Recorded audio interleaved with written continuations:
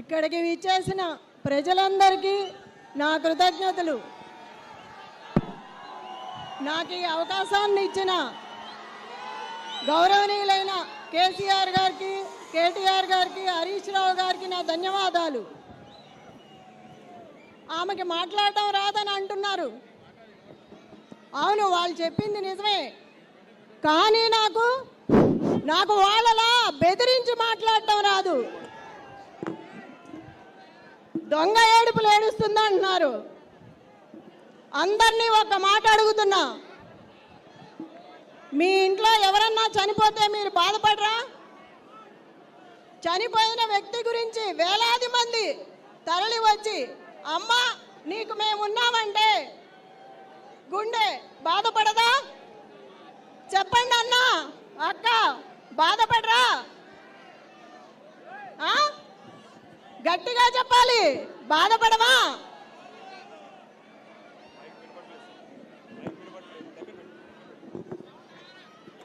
చెప్పండి, బాధ ఉండదా?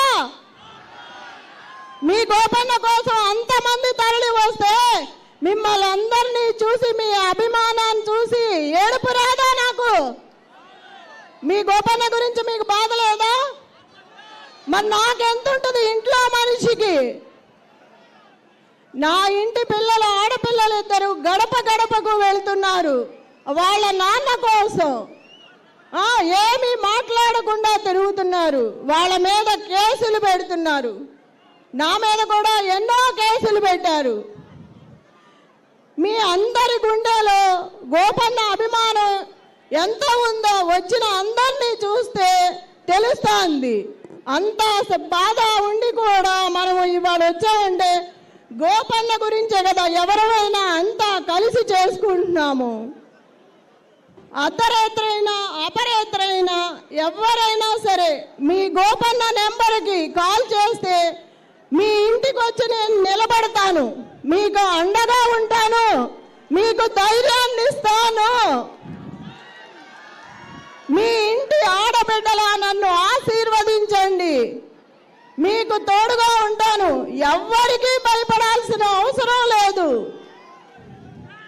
మన అందరికీ ఏ చిన్న కుటుంబమైనా సరే ఏ బాధ వచ్చినా, ఏ అర్ధరాత్రి ఫోన్ చేసినా మీ ఇంటి ఆడబిడ్డగా నేను వచ్చి మీ ఇంట్లో నిలబడతాను. నేను మీకు ధైర్యాన్ని ఇస్తాను, గోపన్న ఆశయాన్ని నిలబెడతాను, గోపన్న అనుకున్న అభివృద్ధి అంతా చేస్తాను.